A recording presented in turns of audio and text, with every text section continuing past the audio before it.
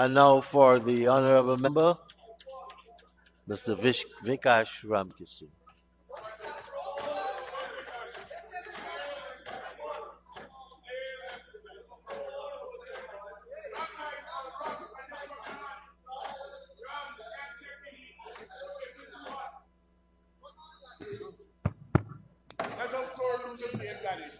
Thank you, Mr. Speaker. Sir, the most distinct and distinguished honor is now conferred onto me to make my contributions on Budget Debate 2025 under the theme a secure, prosperous and sustainable Guyana, presented by the Honorable Dr. 𝐁𝐔𝐃𝐆𝐄, Senior Minister with responsibilities of finance in the Office of the President.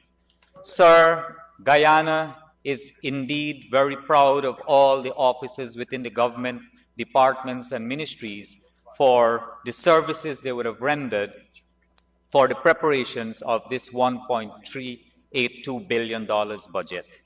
Mr. Speaker, before I make my substantive contributions to this debate, I wish to first thank you, sir, for the warm welcome you would have extended to myself and the Honorable Comrade Sarah Brown when we would have returned to this National Assembly. Sir, the entire Guyanese population knows, the world knows, that all the cases that the opposition brought before the courts of this country, they would have lost. There is no case, sir, that they brought against our government or our party and they won. Sir, Guyanese must know that these very people sitting in the opposition benches, they went to the Caribbean Court of Justice to determine on the issue as to whether 33 is greater than 32. Mr. Speaker, people who are proud of their past, they will never be ashamed of it. The opposition wants the people of this country, sir, to believe that the history of governance began only in 1992 or from 1992. Sir, the opposition, the PNC, pauperized this country, sir, and they ruled this country from 1964 to 1992. Sir, from 2011 to 2015, they had the majority in this National Assembly, and they stymied all the developmental projects that the government had at that time. And then again, from 2015 to 2020, they ruled the country again. And sir, that makes it a total, we know to come good over here, that makes it a total of 38 years. Sir, every year, every minute, every second, every hour that the People's Progressive Party Civic spent in government, we are proud of it. We can stand any time, any forum, anywhere in the world and defend our track record. We do not hide from it. When you speak over there from the opposition, when they speak, sir, they only want this country and the world to believe that governance started from 2015 or from 1992 rather. Sir, we do not run from our track record. Sir, as of 2025, our gross domestic product, as the Honorable 𝐁𝐔𝐃𝐆𝐄 reported, is somewhere around $24.5 billion, and our national debts is around $7.6 billion, which, as the Honorable Member Indar said just now, that it will give us 24.5% of GDP to debt ratio, which is indeed the lowest in the world. But when we are to reflect back at 1992, what we inherited, sir, a GDP of $374 million and a debt of $2.1 billion. That gives us, sir, the ratio at 900%. You come to this honorable house, members of the opposition, and you tell us and you try to lecture us about inflation. Go back to the records of the 90s, the 80s, the 60s, and the 70s, sir. The highest recorded inflation rate in this country is in 1991. By all conservative estimates, it was around, sir, 85%. And you come, the honorable members from this side, the opposition, to tell us about economy and managing of economy. Sir, The Honorable Christopher Jones asked us yesterday to present evidences of rigging of elections. Mr. Speaker, I am saying it's a matter and a question of fact, and we have the evidences here, sir. I can lay it over. Sir, 1968, 1973, 1985, they rigged the elections. The referendum, 1978, they rigged the referendum. And sir, here is a report from Telegram 1032 from the embassy in Guyana to the Department of State dated 12th of July 1973. Subject, Guyana election forecast. It reads here, there are two concerns. One, the second one, and more important, there's a problem of rigging.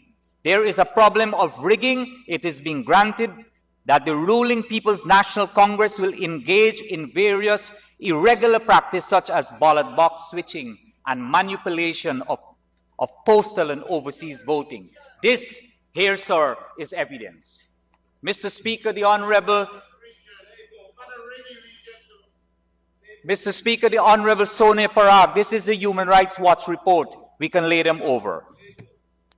Mr. Speaker, the former President of the United States of America, Jimmy Carter, noted in his book, Beyond the White House, that the most personal danger he felt after leaving the White House was in Guyana in 1992. When the PNC, sir, realized, the opposition realized that they were losing the election, they unleashed mobs in Georgetown. It was Hugh Desmond Hoyt from the PNC, the leader, the opposition leader, the leader of the PNC, who said, slow fire, more fire. That was the opposition slogan. And they did not leave it as a slogan, sir.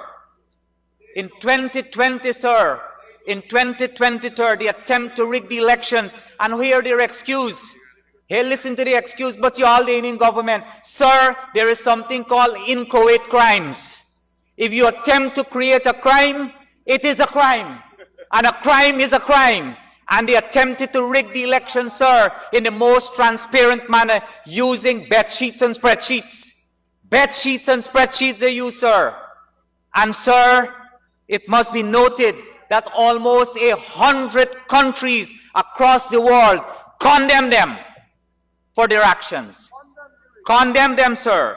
They chased, harassed, and intimidated the elections observers. The Carter Center, all the elections observers were chased out of this country. That is the record, and that is what we must remind the Guyanese people about.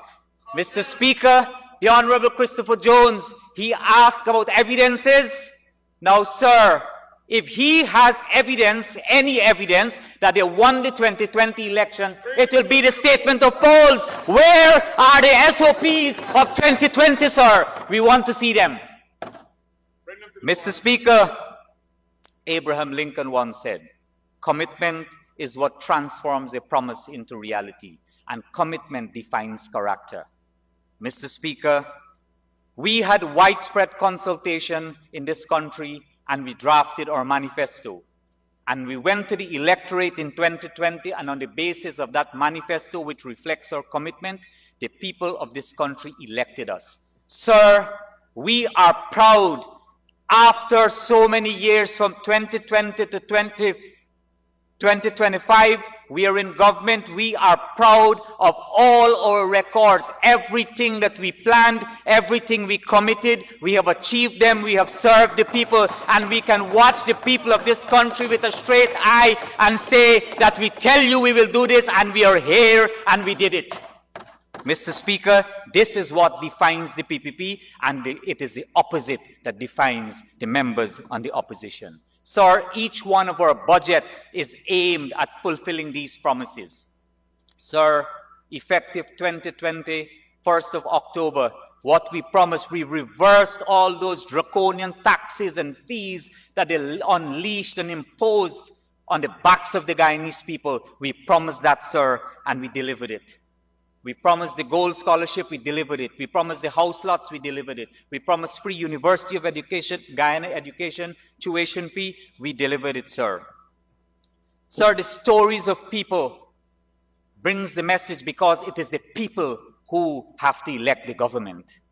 Mr. Speaker, a retrenched sugar worker of Wales, he lives in Friesland, and listen to his story. He said, Mr. Speaker, when the estates were closed, it was misery all over. People, they've been run helter-skelter. There were no jobs. There were no jobs. We had to stop our children out of the school. We had to take them out of the schools. They took away the cash grant. That is a fact. The cash grant was taken away. Mr. Speaker, we had to go to the courts. They said we got to go to the courts to get the severance, Mr. Speaker. And sir, that reflects the issues and the challenges, the difficulties that almost 28,000 Guyanese encountered in this country. Mr. Speaker, that person is now employed as a carpenter under the People's Progressive Party Civic Administration and is earning over $15,000 per day. Mr. Speaker, his wife is employed as a pathway worker, and she is now on the nursing assistant program, which will now increase her credit worth, which will now increase her ability to earn more money. That is the story of the people of this country, sir.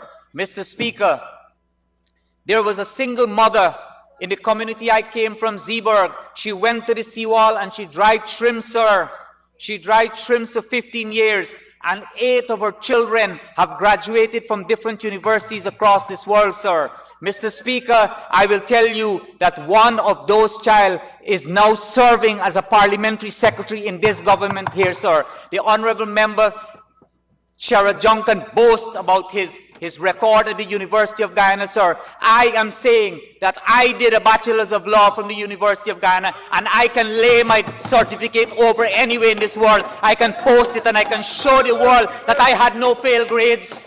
I had no fail grades. My GPA is 3.66. I want the honorable member. I came from a poor family, and I want any one of the honorable members to present their certificates before the Guyanese public to prove their credentials. I want you to do that as well, honorable member Ferguson. Mr. Speaker, in 2015, sir, in 2015, they erected massive billboards across the length and breadth of this country, promising jobs to the youths. Mr. Speaker, here it is, promising jobs to the youths of the people of this country. Sir, when confronted about the plans for job, Granger said, you go and sell plantain chip and cook-up rice, Mr. Speaker. That represents the ideology, that represents the vision that they have for the people of this country, sir.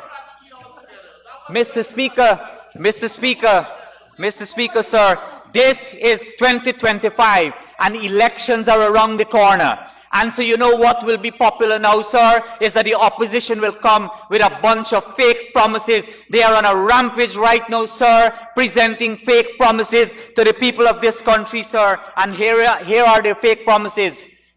They're on it again, sir. What they said, they will give $50,000 as stipend to every student that studies at different universities and technical institutes, sir. And they're the very ones who removed the cash grant from the children of this country, Mr. Speaker. Sir, they are giving now, they're promising tax-free threshold of $400,000 and all sorts of promises you're going back to again.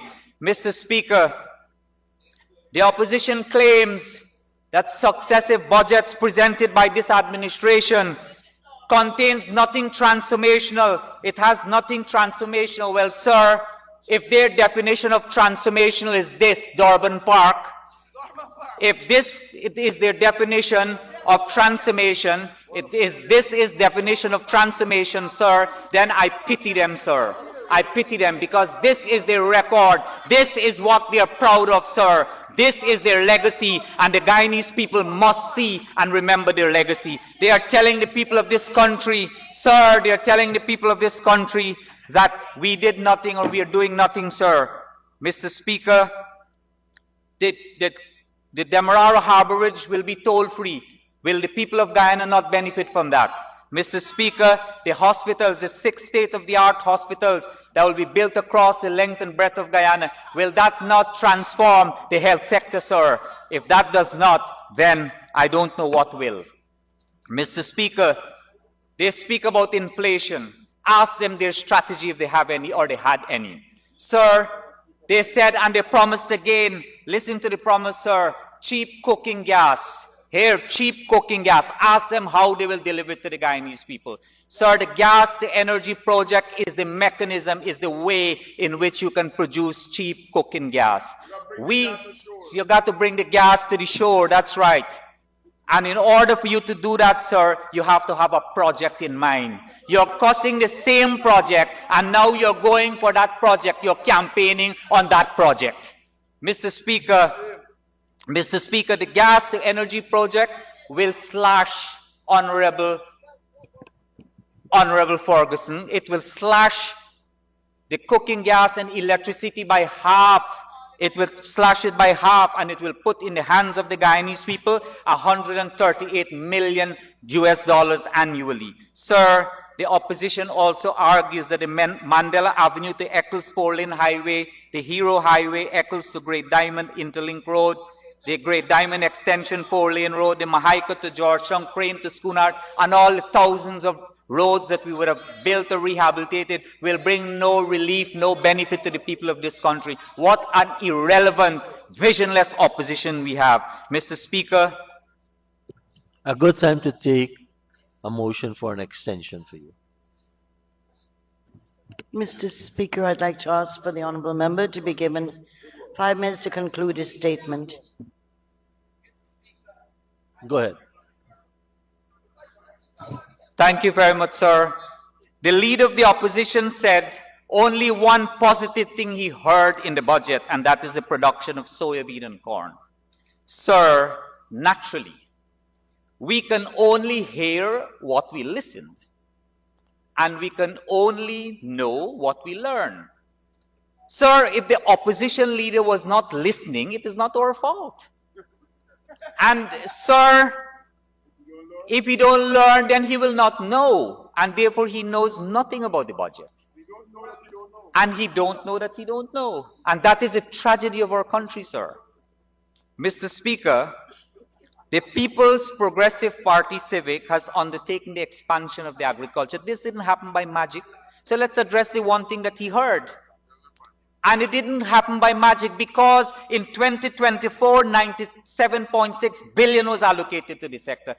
And in this budget, 104 is allocated. We reversed all the charges, the DNI charges, pesticide taxes, all, you come name it, the fertilizer, everything we did. We had what is the PPP, private-public partnership in the sector, 12,000 acres planted soybean, 25,000 acres this year. That is how we work. It doesn't happen by magic. We work, this is how we work. We have very strong work ethics. Mr. Speaker, sir, when they were confronted on the agriculture sector, Granger said this is private business. So if it is private business, then it could not have happened this way. Mr. Speaker, one of the parliamentarians from the AFP and UAFC, I think it's Honorable Christopher Jones, he referred to the sugar workers as bloodsuckers. Mr. Speaker, sugar workers, like everyone else, toiled to build this nation. And we are proud of that. And let me tell you something, sir. They are accustomed to the principle of namak haram. They are accustomed to the principle of namak haram. When they were in government, you look back at the sugar levy from 1974 and look at all the successive budgets, the source of their funding, it came from the sugar levy. It came from the sugar levy. And honorable members on the opposite side of this house, this government, this people continue to support the sugar workers. They will continue to support the sugar workers and the industry to make it viable, because we cannot be ungrateful to the people who built this nation. No Guyanese who built this nation can any sensible government be ungrateful to them. Mr. Speaker, the opposition, they're coming and they're walking around skirting themselves as if they care for the people of this country.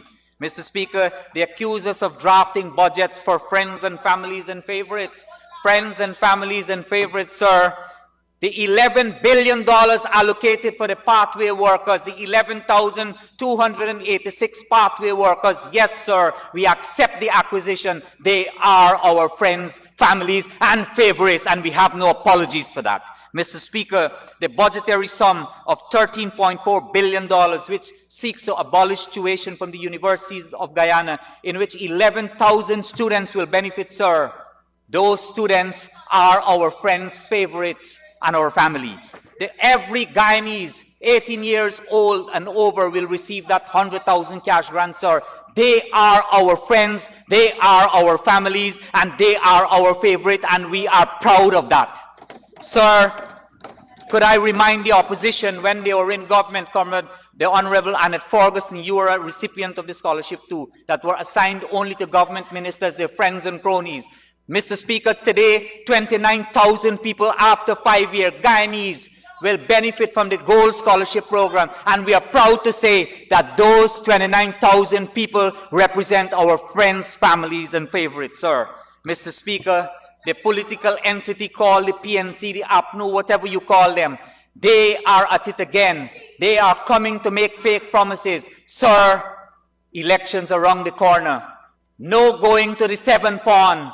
Going to 7th pawn, lighting candles, invoking Kabaka, and pray, prostrating before him will make you win any elections. You have to go to the people. You have to seek a mandate from the people. You have to work for the people, and you have to respect their mandate. And that is how you can go in government. We over here, we have been doing that from day one. We have been at the people every time we go to the people, and we will continue to go to the people. You cannot go to the people because you know why? You did nothing for them. Thank you, Mr. Speaker. Thank you very much, Honorable Member.